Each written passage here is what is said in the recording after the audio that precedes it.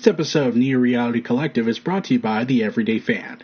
Check out their content and a passionate group of content creators getting together to create content for the growing community of pop culture, fan base, fandoms, and especially sports such as football, basketball, baseball, professional wrestling, and MMA fantasy sport. Control your content and share your story around the world today. The Neo Reality Entertainment brand expands with a relaunch of the Neo Reality Collective Pop Culture News Talk. Your host, Eric Brown, gives his insights and thoughts in the ever-expanding news world of comic books, professional wrestling, gaming, TV, and movies. Be sure to donate to the brand and keep up to date with additional content on YouTube channels such as Neo Reality Entertainment, NRE The Wrestleverse, and NRE Pop Culture Omniversa.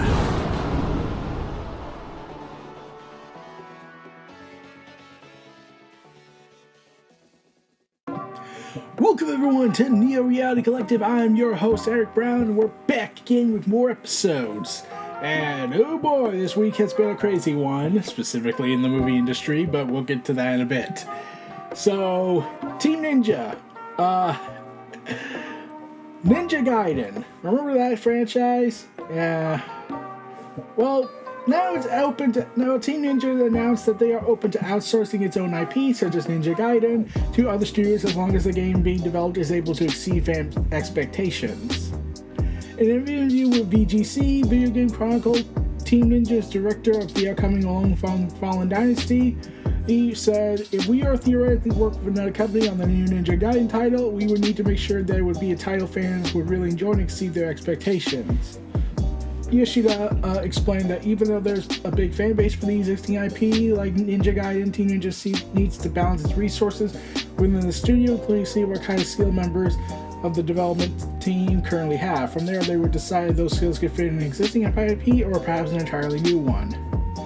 He is also open to handing off potential new Ninja Gaiden games to a team of younger developers within Team Ninja. However, either decision would be made lightly. It's not just a matter of, hey, let's just do this. All the pieces would need to fit. It would need to be the right team, either a younger team internally or another company that would really need to fit the Ninja Gaiden pedigree. The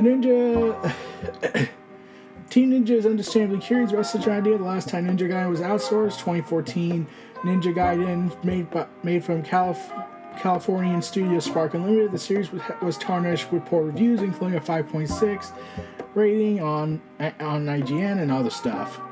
Ninja Gaiden's latest entry was Ninja Gaiden Master Collection back in June 2021. Right now they're focusing on the Fallen Dynasty, which will arrive on Game Pass next year at launch, and the Rise of the Ronin, exclusive for PS5. So, yeah, I mostly think of, I do recall, I never played Ninja Gaiden. I'm gonna be honest about that. I never did. I have heard about it, but that was all that happened with me in the Ninja Gaiden series. I knew some of the characters there, but not really, deeply invested in the franchise. Maybe one day. So, the PUBG creator, Brandon Green, has revealed his next game. Artemis. NFTs in the Metaverse, a blockchain game.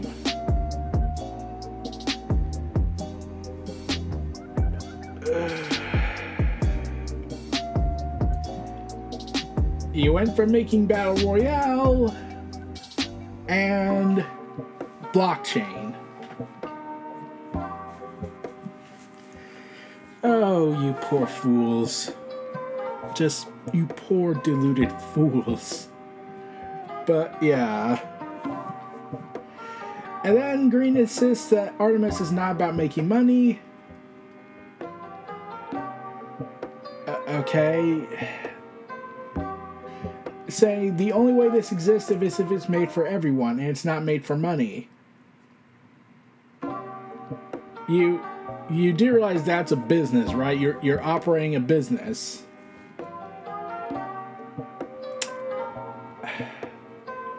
The name of making a video game is also to make money. How Oh, God. So, yeah, RMS is a blockchain game. Get ready for that destruction. Meanwhile, we get to the movie scenes. So I think I'll just come out. Ryan Reynolds posted a video about how he was missing D23 when there was no Deadpool 3 announcement, and then he showed his massive workout montage of his dedication to the craft, his love for the business, and he couldn't come up with an idea except for one. Then we see Hugh Jackman walk in and says, "Hey, you want to play Wolverine again?" "Yeah, sure." Yep. So Hugh Jackman is back as Wolverine.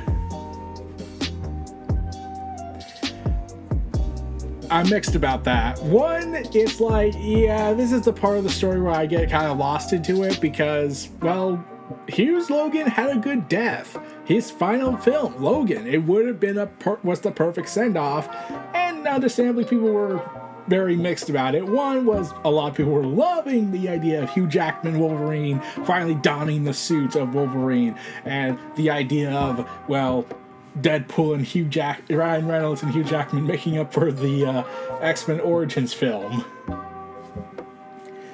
So, yeah. And considering that, well, this is part of the MCU now, this is clearly going to be set in a multiverse. So, yeah. I was mixed about this from the fact that, well, yeah, we know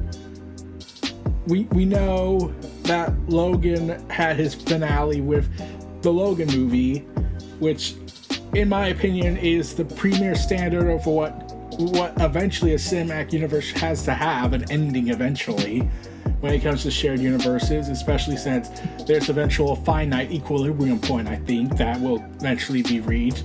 Like, people still think MCU technically ended with Endgame, and we're just getting this leftover stuff, and people have been making videos nowadays talking about how the MCU is falling apart and whatnot, and we'll have to see where everything falls into place on that. Yeah. So they made a quick explainer video. Yeah, so they did a quick explainer video before going ahead and saying that Logan takes place in 2029, totally separate thing. Logan died in Logan, not touching that.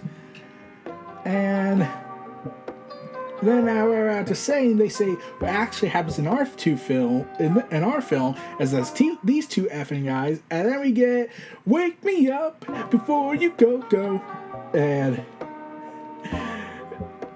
yeah, and apparently Wolverine and Deadpool stab each other repeatedly in this, so that's gonna be a thing. And yeah, it looks like Hugh Jackman's like, "Yeah, rock," and whatnot, but I still don't know how to feel about this entirely. We'll see the trailer when it comes out, hopefully in 2023, but yeah, it's coming out in 2024 in September. Meanwhile, Cyberpunk 2077 has now passed 20 million copies. Over 20 million Cyberpunks have been roaming the streets of Night City, as they said in a tweet, partying with Jackie and getting to know Johnny, driving around with Pan Am and diving with Judy, hanging out with River and listening to Carrie's songs. Thank you, we hope to see you all in the afterlife. So it took 2 years to get 20 million units sold to get to that benchmark. Partly because of the big update and the fact that, well, Cyberpunk Edgerunners has been such a critical darling. So while that game focuses on redemption and whatnot, let's focus on a game that it means to screw its consumers over. So this is from the actual team of Blizzard, who should be dealing with other issues than pissing people off more, like cleaning up their horrible acts. The Overwatch website in a new blog post has revealed that new players will need to grind out 100 matches to unlock the complete roster of the original characters.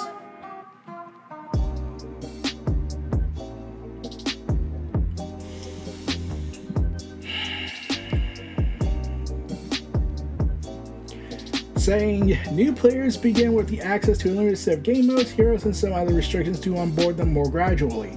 The first phase of our new first-time user experience rapidly unlocks all the game modes and the ability to chat in-game. The second phase unlocks all the original Overwatch characters over the course of approximately 100 matches.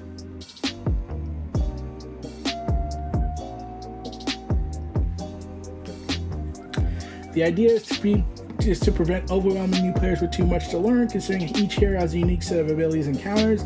This is certainly understandable and a structured way to get into the game. Please know this is the article saying it. This focused experience eases new players into the world of Overwatch by teaching them how the different modes, rules, and other high-level aspects in the game in a more approachable way. Okay, oh boy.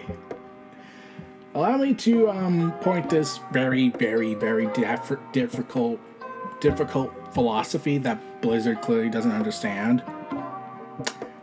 Why not, hear me out, just start a tutorial mode? Is just that hard to do?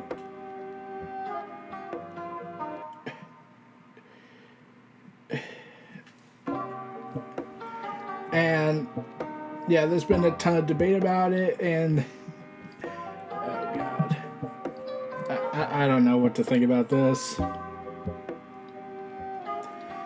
Meanwhile, Netflix's Avatar: The Last Airbender series, the live-action one, will include George Takei, an ancient spirit that appears in the Avatar spirit world, voicing the character of Ko, who can steal the face of anyone that expresses emotion to him.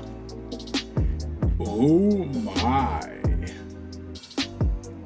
So, yeah, they also round out a bunch of other new cast members, and we got a huge, like, this is big and whatnot.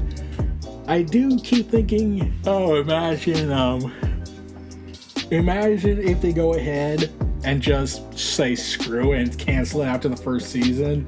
Like, let's be real, Netflix has been doing that a lot lately, so it's not out of the realm of possibilities they'll do that, but, that's certainly going to be a thing that pisses people off, especially since they had hired George Takei and a whole bunch of these cast members to do this high epic concept and thinking they're going to be around for several seasons.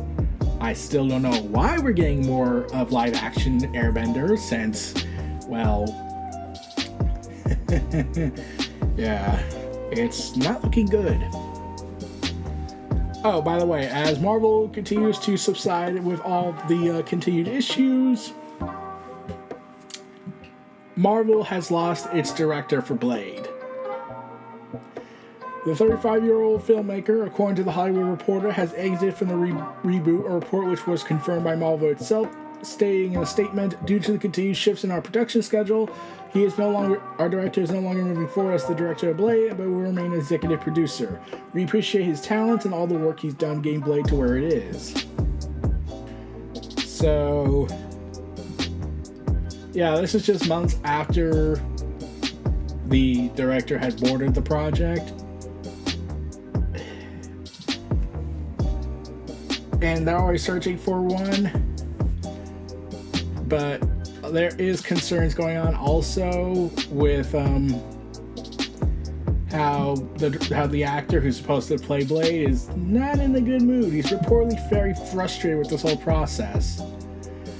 Blade star Ali is reportedly very frustrated with the production of Marvel's upcoming movie, with the script featuring just 2 lackluster action sequences.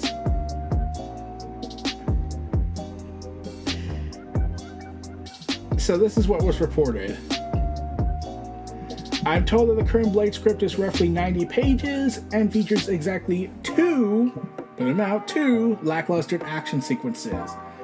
He is said to be very frustrated with the process. Feige is said to be spread too thin, but hey, that's just what sources are telling me. Don't shoot the messenger, Jeff Snyder said.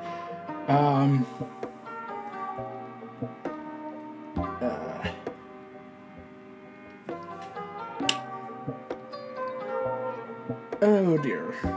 In a second tweet, the Jeff said, also hearing Bia DiMaio has come on to work on the script.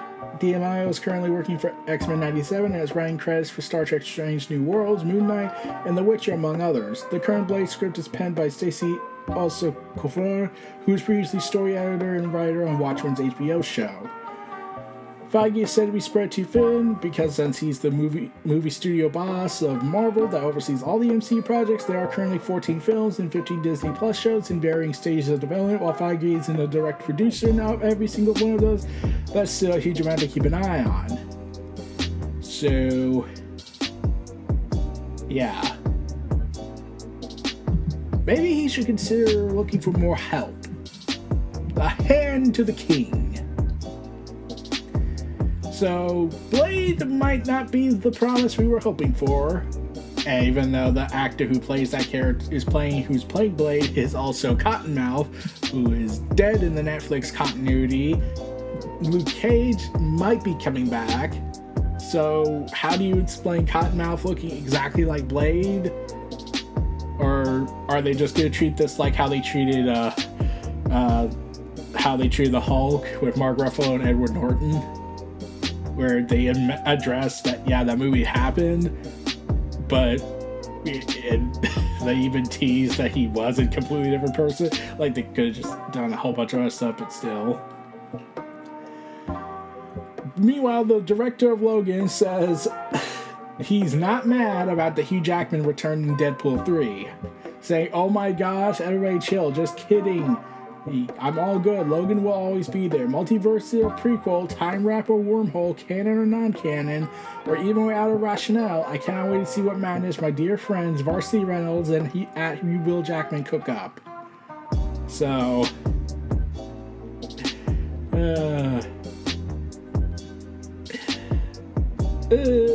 yeah. He even did say that the chance to appear in the MCU would have made him think twice about hanging up the claws, considering everyone loves, like, you know, the guy as Wolverine.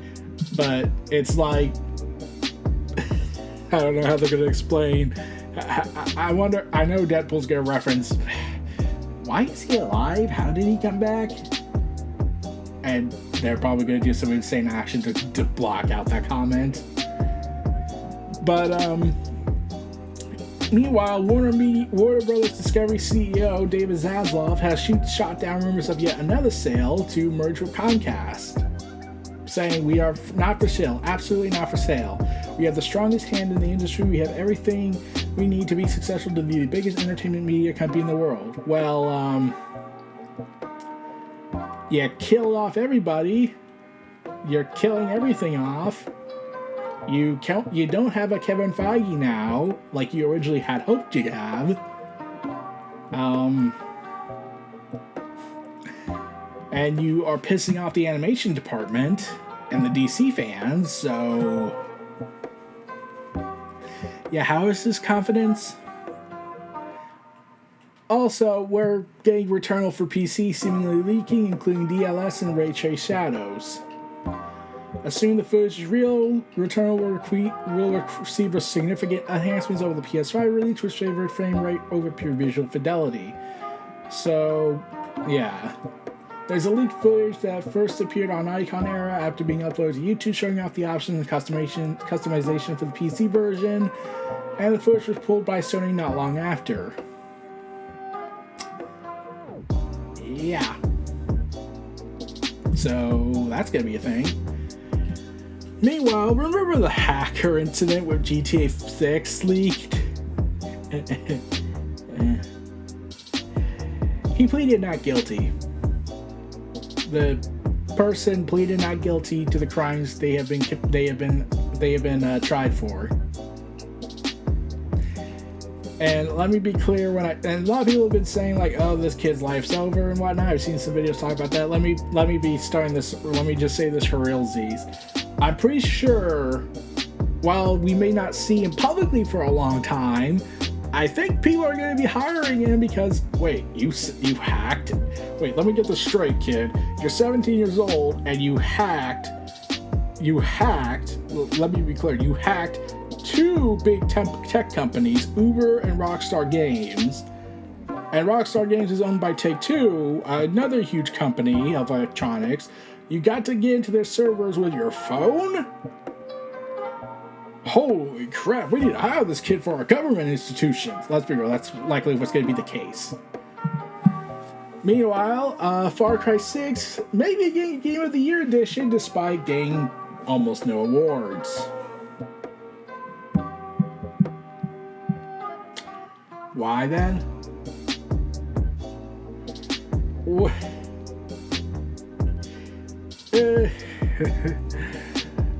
So, yeah, apparently there was a leaked image from Microsoft's Xbox store revealing a new upcoming digital upgrade of Far Cry 6 to have Game of the Year upgrade pass. Even though it didn't win that almost no awards, despite getting almost no awards, what's the point of this? Again?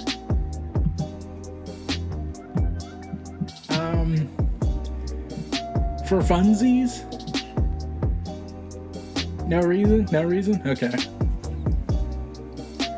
Well, meanwhile, back on the Marvel front, because they need to increase more on Kevin Feige's plate, they have revealed, including Marvel confirming it themselves, that the upcoming series Armor Wars was going to star War Machine, Colonel James Rhodes.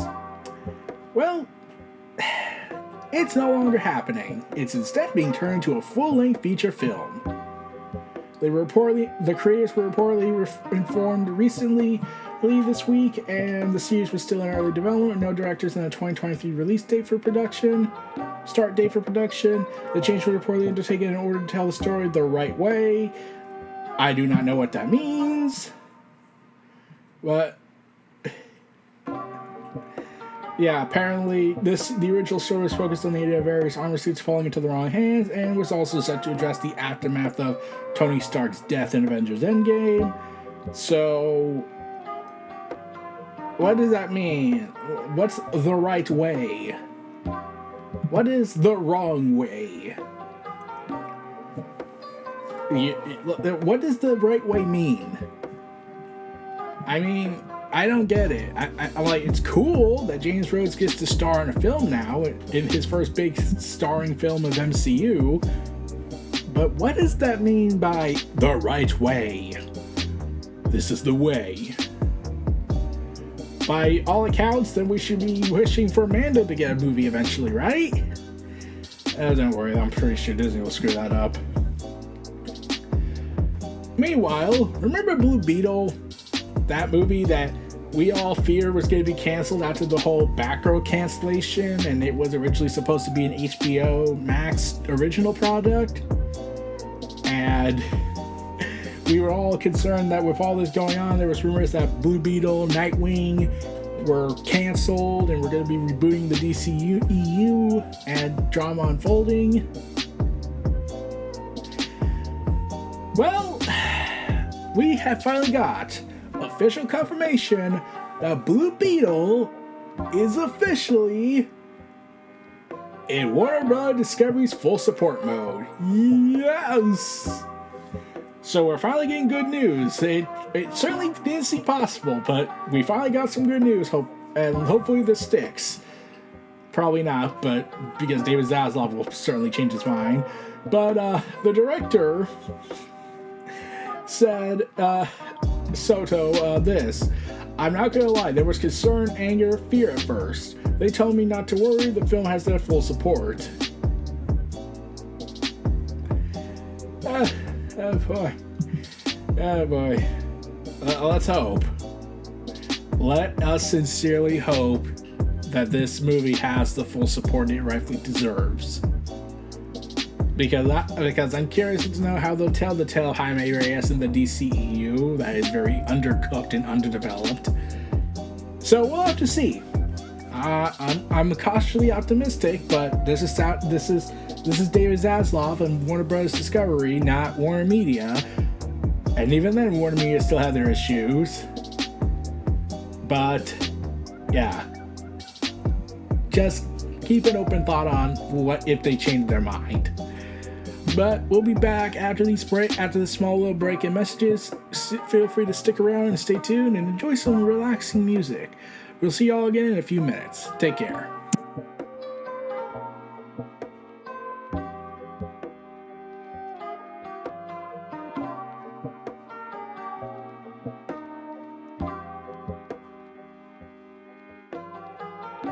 We're back. Let's finish this off. So, data miners have apparently leaked out some information about multiverses.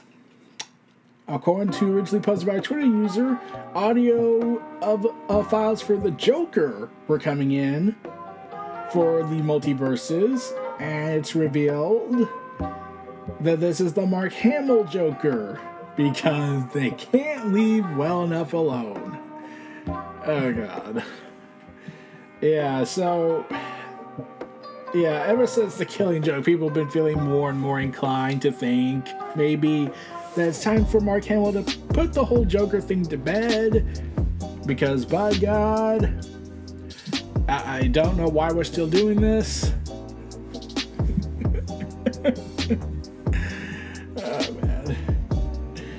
But, yeah, Mark Hamill is coming back to voice the Joker. I'm like, he probably wanted a redemption for the Killing Joke ending, how the Killing Joke went because of the whole Barbara Gordon thing we did, that Warner Media did. Oh god, what the hell, man. But yeah, while that has happened, and we're reminded of the Killing Joke's Batgirl Batman thing, we're also being told blood money still exists.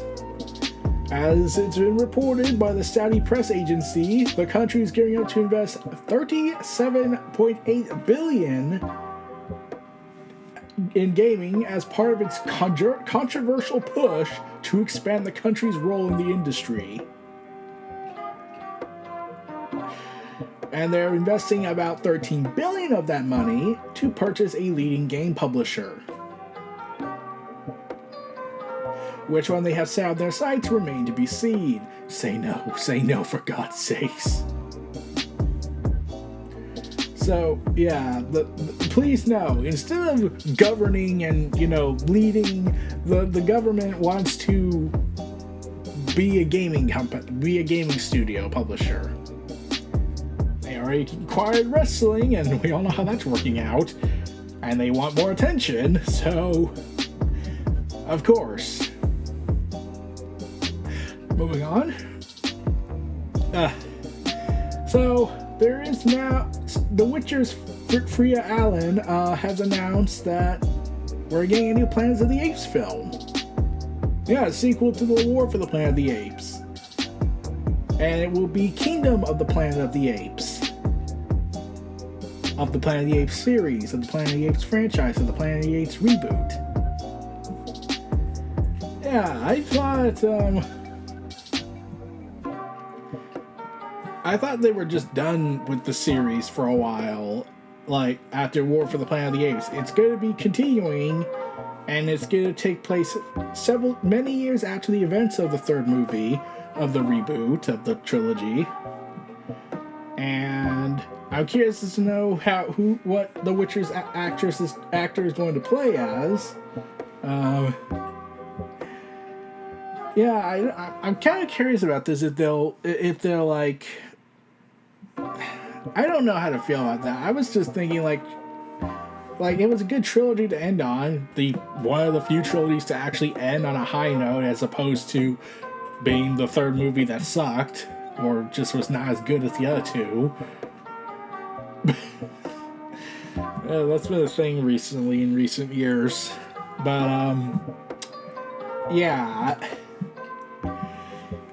with this whole return to the kingdom of the Planet of the Apes, of the Planet of the Apes saga, of the Planet of the Apes reboot. I know I'm saying this very confusingly, but actress Freya Allen and Owen Tega are the film's lead characters, or the apes in this case.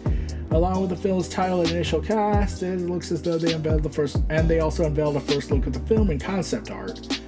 And production said to be starting soon with director Wes Ball, Josh Friedman, Rick Jaffa, and Amanda Silver, and Patrick Ellison will write the script. In a press release with Steve Absol saying, Planet of the Apes is the most iconic and storied science fiction franchises in film history, as well as being a invaluable part of our studio's legacy.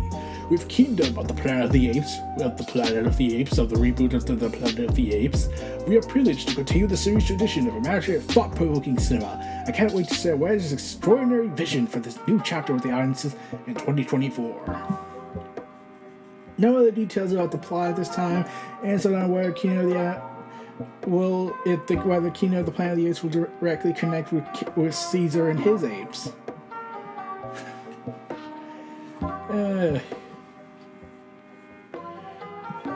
So yeah, looking forward to that. Let's hope it's good. Also, because I mean this from the bottom of my heart, from the bottom of my heart, Bethesda Softworks, Todd Howard, and everyone there. I mean this. Just let Skyrim, for God's sakes, die. No, legit.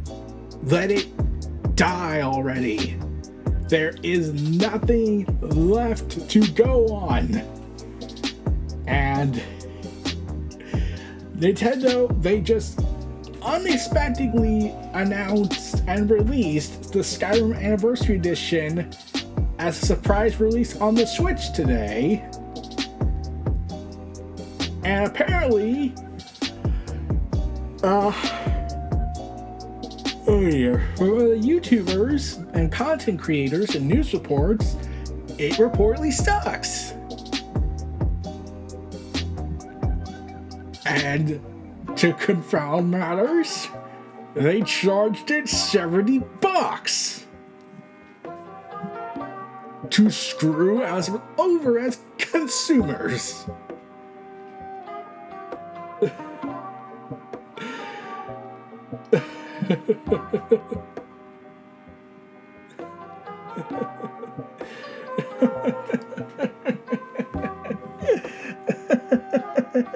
Oh God, Todd Howard, you are a blight, sentenced to destroy your own legacy. Congratulations, you already did that with Fallout 76. I am sad that Microsoft did not sack him when they had the chance. So, moving on from that, after the events of Hugh Jackman's return as Wolverine, Elizabeth Olsen has announced that she wants to hopefully see Scarlet Witch team up with the MCU X-Men now that Wolverine's involved. I mean, like, as time goes on, I'm pretty sure we're gonna see Scarlet Witch in the comic books be re-added as a mutant after possibly a massive complication that makes no sense. But okay. Well, like, she's been reborn younger and is now getting her own solo title next year. Props to that. But,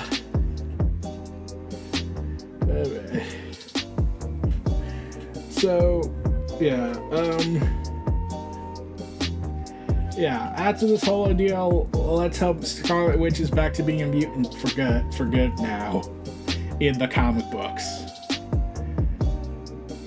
Meanwhile, Star Wars Andor. I have not watched that yet, but I did hear that there was apparently a lot of references to the Force Unleashed protagonist Starkiller, making everyone excited to see the return of the Lost Apprentice. I'm pretty sure Disney will somehow screw that up. But we have very somber, very surprising news. I'm here to report that Google Stadia is shutting down. Wait, that wasn't surprising, it was actually expected. After a horrible botch launch and finally adding a search bar only about a year or so after it came out, because that was a good way to handle it. Looking back, they probably should have waited till the pandemic happened, then they could have banked on it. They have announced that they're shutting down the difficult decision of shutting down Stadia, its cloud gaming service, and are refunding users who purchase either the hardware or games from Google and Stadia. Oh dear. And Google says that the underlying technology that powers Google Stadia has been proven to be powerful, and Google has already started offering Stadia as a white label product, meaning other companies can use the technology without becoming part of the Stadia ecosystem. And they will use and Google says the tech will be used to power other parts of the Google, including YouTube, Play, and augmented reality. So, yeah. And after Xbox, Nvidia, and Logitech decided to have their plans enacted, it was kind of a make or break for Google, and it certainly broke them. So, yeah, people saw this coming, and because... oh, man. And Google came out with something new, reportedly by 9 to 5 Google. Apparently there was going to be a follow-up to Death Stranding that Hideo Kojima was personally involved with. Hear this. They were going to have the chance to have an exclusive on their platform that was the follow-up to Hideo Kojima's Death Stranding, and they just said no! They believed that a solo experience wouldn't sell very well on its single-player nature. Google initially greenlighted it, and they were shown mock-ups. The project was subsequently cancelled and was made by Phil Harrison, Google Stadia's now former general manager.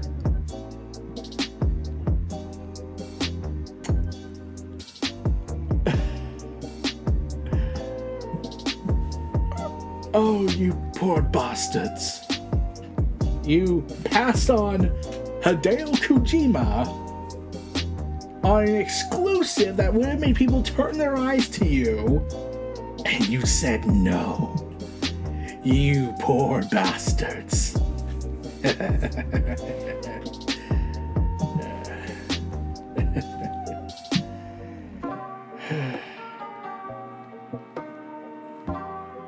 On Thursday night, let's get back to things. Daily Show host Trevor Noah has announced that he's leaving the show. The Daily Show. After Jon Stewart resigned, he took over the show in 2015. And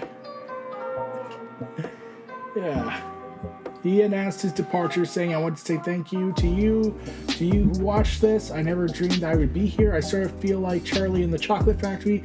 I came here for a tour of what was the previous show was, and then the next thing you know, I was handed the keys." And Noah also hinted that his exit may be linked to his desire to return to stand-up comedy. Trevor Noah, good luck, man. You're gonna need it. At least you have your pedigree to say, I was the host of The Daily Show for several years, after Jon Stewart was kicked out. Meanwhile, Jurassic World director Colin Trevorrow, you know, the one who was supposed to give us a more balanced Duel of the Fates movie, he decided to come out and finally admit, yes, while I do have planned for more, Jurassic Park should have just been one movie.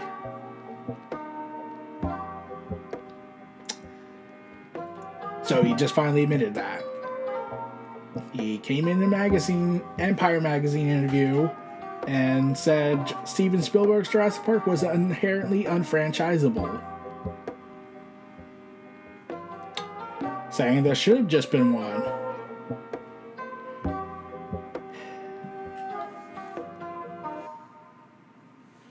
Oh dear. So you admit there should have been one movie. You should have said no to this idea, though it would probably fall into worse hands, but still. At least we got the director admitting, yeah, I should have just stuck to one movie. But it's too late to back out now. We've gone too deep. Also, Community, the long series for 6 seasons, has foretold by its prophecy that it's finally getting the long-awaited movie.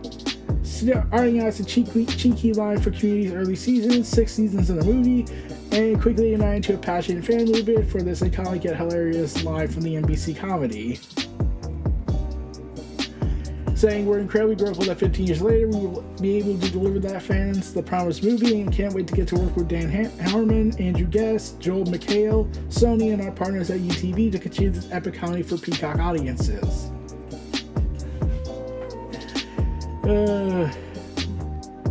6 seasons in a movie. Yeah. Meanwhile, Kevin Feige continues his excruciating, painful way of stretching too thin by basically saying, Werewolf by Night will ultimately become quite important to the future of the MCU. And a new behind-the-scenes feature exclusive to IGN, the creators talked about the creation of the new Halloween special, which will star Gael Garcia Bernal as Jack Russell, the MCU's take on the Universal Classics Wolfman, saying, "We wanted to explore entirely new characters, entirely new sides of the MCU with this unusual, fun, frightening spin on the supernatural." And Laura Donnelly, who plays Elsa Bloodstone in the new special, calls it something brand new that we've never seen in this universe before.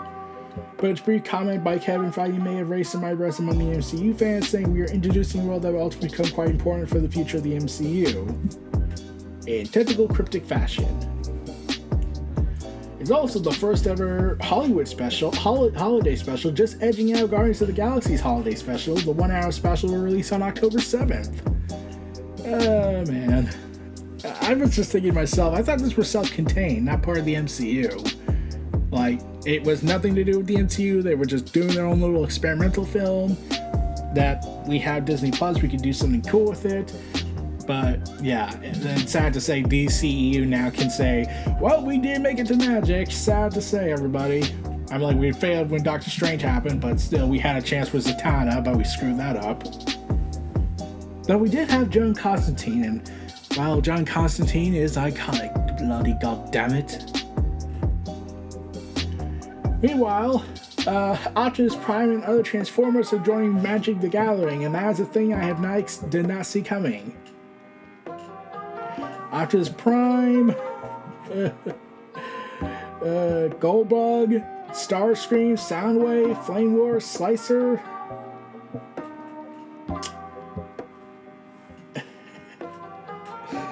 There will be 15 cards of Transformers in total, but each one is available in 2 different styles. One depicts the G1 1980 styles cartoon, and the other depicts the latest Shattered Glass comics, in which Autobots are evil and Decepticons are good. Where the newer characters didn't exist previously, they've been reimagined in the classic aesthetic. It was important we find a seamless way of integrating our Transformers characters into the world of Magic the Gathering, while ensuring the cards remain true to both brands. Our characters have both robot mode and an alt mode, so making each card double-sided allowed us to feature one of our brand's most important fun elements, duality of form. And they have revealed they've been looking for a place to put Transformers. In a world full of giant mechs and sweet artifacts, it made sense. We're dealing with magic and they're dealing with sci-fi. I'm kind of stunned. Anyways, there's an upcoming Nosferatu movie. According to Deadline, the upcoming gothic horror has been joined by Bill Skarsgård. Yes, it. Pennywise. I'm sure that's not gonna freak anyone out.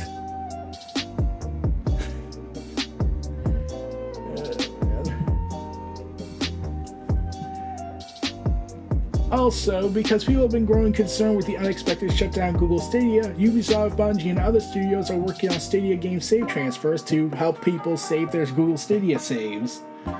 And apparently no one was told about this until it was too late, so props to Google for that heads up. So, glad they're doing right by the players. They're also trying to get Rockstar to get involved in this. Let's hope they do, and people don't lose all their data, because that would be a pain in the butt.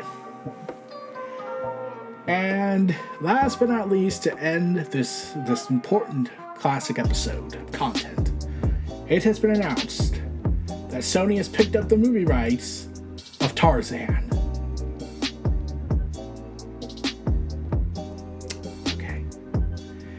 Sony Pictures has picked up the screen rights to the character from the estate of the people who own it, and is seeking to do a, quote, total reinvention of the character and intellectual property.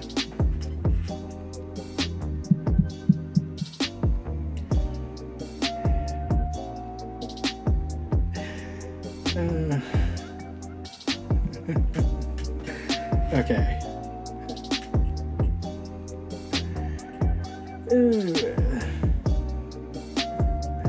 Part of the reason lies in change in more modern in times. The books are scrutinized for ideas of colonialism, white savior, and racial gender stereotypes that were widely accepted in the early 20th century, but are not considered in current culture. Yeah, allow me to go back to this. We already have a more modern take. It's called the Disney film, the 2D one. And I went on Twitter and said, how do you reinvent this story? No, legit question. How do you reinvent this? I don't know how you can reinvent this story more than Disney already had done. Like, yeah, how? And then I just joked saying, oh, I got it. Make it a shared universe somehow. I'm sure you'll get 10 years worth of films for Tarzan. And then one of my buddies says Tarzan's female, raised by lemurs in Madagascar, falls in love with Jane. Then, you know, they basically rip off 1997's George of the Jungle. And then I just wrote, then why not just adapt George of the Jungle? And Sony comes up with a bright idea for a crossover. And then when someone asked why this was even a thing, they said because Sony, by extension, the Hollywood industry, ran out of ideas outside of adapting and rebooting. Which is probably pretty accurate. So, we're back on that front. But there was another bit of news that happened at the end. Die-hard actor Bruce Willis, who had to recently retire due to his condition, he has revealed that he has sold the image rights to himself to become the first Hollywood actor to sell his image rights to an AI company to make him a deepfake. A company that specializes in creating movies through artificial intelligence.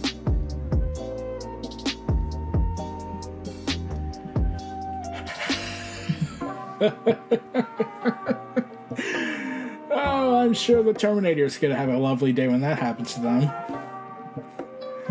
We're gonna need to call Sarah Connor and stop the original timeline from screwing everyone over, and then killing off John Connors for the sake of a female character that no one actually cared about, unlike John Connors. But yeah, we have to assemble a team called the Squad and stop Skynet from coming true. Oh wait, it already happened? Got it. Yeah, Skynet's already a thing by the Chinese government. So, we're all screwed then. Too late, everybody. It was nice knowing you all. Oh god, this day just keeps going crazy. Oh man. So, we'll have to see what happens next. Oh god, I can't wait to see y'all again next time. I'm gonna get back to the reviewing soon, but right now we're just focusing on the new stuff since I'm getting back in the groove. This was Neo Reality Collective Pop Culture News and Reviews Talk, hosted by your host, Eric Brown. Feel free to check out my other content. Stay tuned for more. I'll see y'all again next time. And enjoy this last ad break and outro, and I'll see y'all again in the future. Peace out.